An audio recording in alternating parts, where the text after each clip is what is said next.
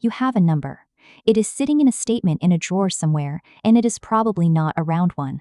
And the honest truth is that number, by itself, tells you almost nothing. Because nobody retires on a balance. You retire on a monthly amount. So today we are going to do the translation almost nobody does out loud. 3 real balances, 300,000, 600,000, and 900,000. For each one, the actual dollars per month it puts in your hand, what happens when Social Security stacks on top, and whether that combined number covers the life you were picturing. No portfolio talk, just the paycheck. Here is the trap almost everyone falls into. You look at your balance, you compare it to some headline number you read once, usually $1 million, and you decide you are not ready.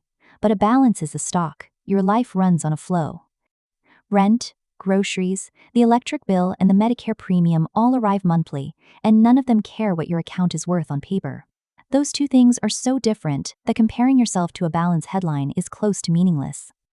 $1 million in an account you are terrified to touch produces nothing. 400,000 that you understand and draw from on a schedule produces a paycheck. So the only question that matters is the conversion. How many dollars a month does this balance safely hand me for the rest of my life without me having to watch it drain? That conversion has a rule of thumb, and we are going to use it. But I want to be straight with you about what it is before we lean on it. The rule says you can take about 4% of your balance in the first year, adjust it for inflation each year after, and have it last about 30 years. It is a guideline, not a promise. It came out of historical market data, it is argued about constantly, and it was built as a worst case rather than a prediction. We covered exactly why in a recent episode. Treat it as a floor to plan from, not a law. Now watch what it looks like as a monthly figure, because this is where it stops being abstract. 4% of $300,000 is $12,000 a year. That is $1,000 a month. 4% of $600,000 is $24,000 a year. That is $2,000 a month. 4% of $900,000 is $36,000 a year. That is $3,000 a month. Read those three numbers again, because the reaction people have to them is the entire reason I made this episode. $1,000 a month. For most people, seeing that number for the first time is a punch in the stomach. $300,000 took decades to build. It sounds like a fortune when you say it out loud, and it pays you about the same as a modest part-time job. Now, before you close the video, that reaction is exactly the mistake. Because $1,000 a month was never supposed to be your whole income. It is a supplement. It always was. If you take one thing from this episode, take that. The portfolio is not the paycheck. The portfolio is the part that sits on top of the paycheck. Double the balance, double the monthly figure. $600,000 pays you about $2,000 a month. And here is something worth noticing. Going from $300,000 to $600,000 is an enormous achievement. Years of extra saving, extra discipline, probably some years of a second income. What it bought you is $1,000 a month more. That is not nothing. Over a 30-year retirement, that is real money and real security. But it is a useful reality check on the panic. The difference between the tier below you and the tier above you is smaller, in monthly terms, than most people imagine. $900,000, the balance most people would call, made it, pays about $3,000 a month. $3,000 a month is a genuinely comfortable supplement. It is not private jets. It is not what the headline number implied. And notice the shape of these three tiers. They are a straight line. Every extra $300,000 buys you another $1,000 a month, and not a dollar more. There is no threshold where the money suddenly starts working differently. Nobody tells you that because a straight line does not sell anything. Now let me talk to the people these charts always skip, because they are the majority. The median household headed by someone in their late 50s has saved well under $200,000. If your number starts with a 1 or a 2, or if it does not start at all, you are not the exception in this conversation. You are the middle. The same arithmetic still works. $100,000 is about $333 a month. $200,000 is about $667. $50,000 is about $167. Those look small. Hold them for one more minute anyway, because in the next section we add the piece that is doing most of the lifting for almost every American retiree, and it does not care what your balance is at all. This is the part the panic always leaves out, and it changes everything. Social Security is not a bonus. For most American retirees, it is the largest single piece of the income, and it arrives every month for life, adjusted for inflation, whether the market is up or down. A typical single retired worker benefit lands somewhere near $2,000 a month. A couple where both worked often lands somewhere near $3,400. Your own number is on your statement at say.gov, and it is worth pulling before you do any of this math because yours is the only one that counts. Now stack it.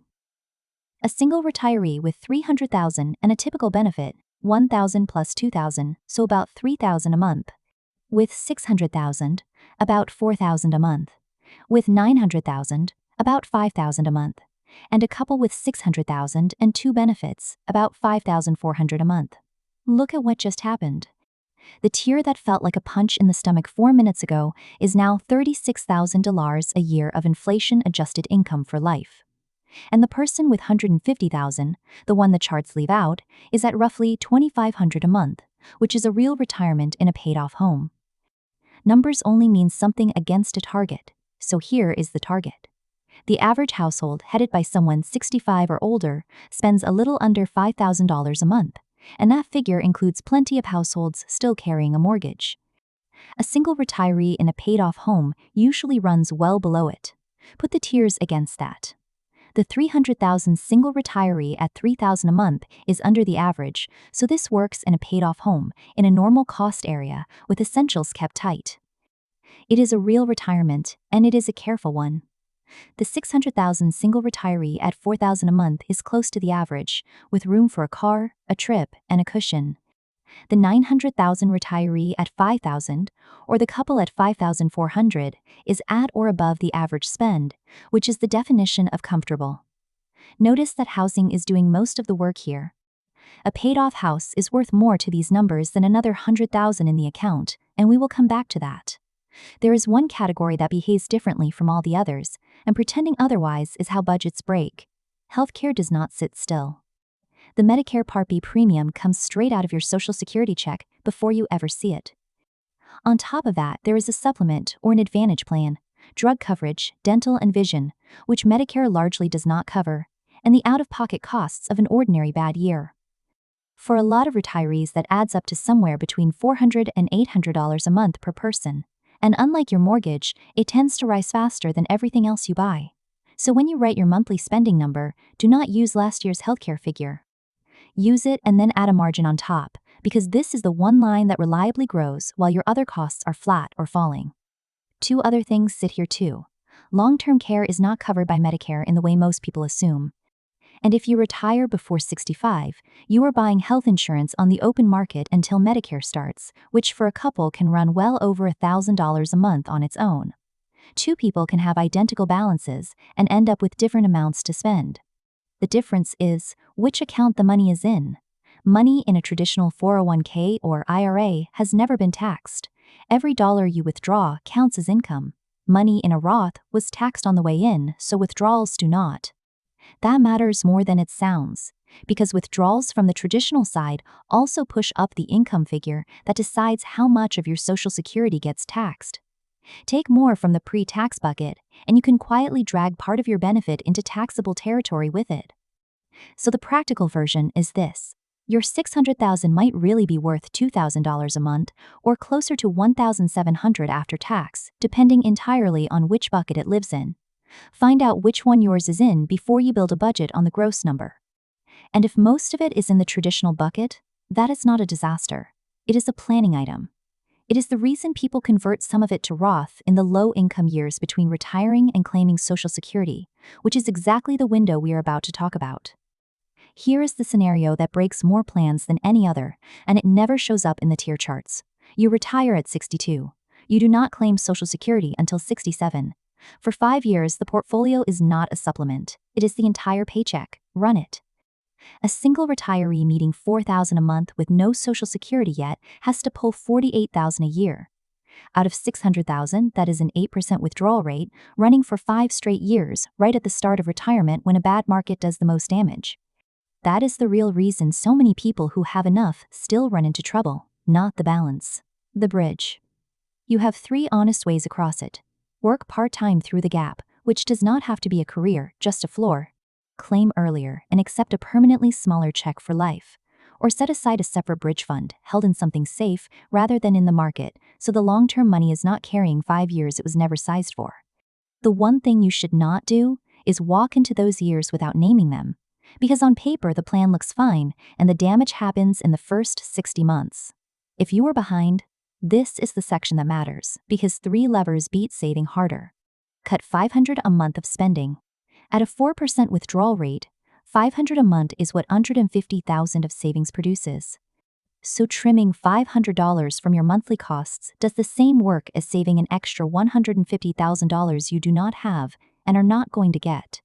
Pay off the house. A $1,400 mortgage that disappears is $1,400 a month you no longer need, which is the equivalent of about $420,000 in the account. Nothing else on this list is that big, and unlike the market, it is entirely within your control. Delay Social Security.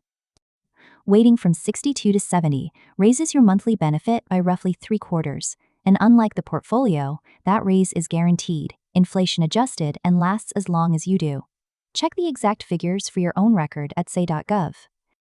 Every one of those 3 moves the monthly number more than another $100,000 of saving would. And every one of them is available to someone who is 55 and behind, which is more than can be said for the advice to start earlier. Ray and Diane are both 66.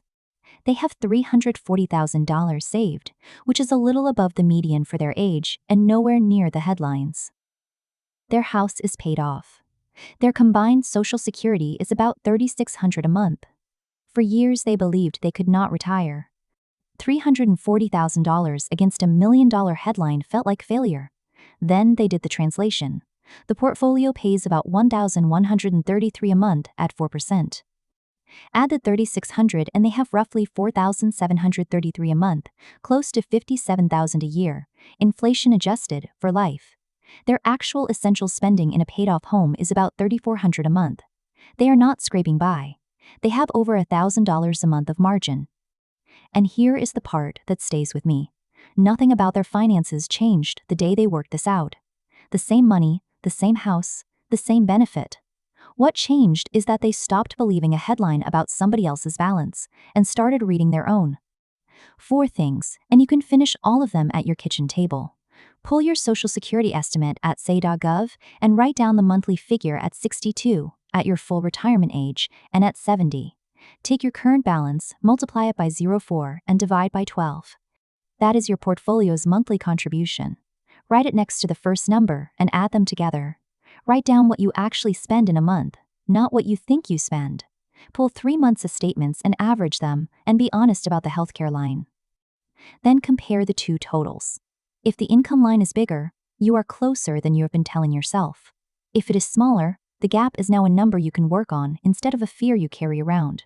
Your balance is not your paycheck. It never was. The number in that statement is one input into a monthly figure, and for most American retirees it is not even the biggest one. Social Security usually is, and a paid-off house often matters more than the last $100,000 you managed to save. So do the conversion.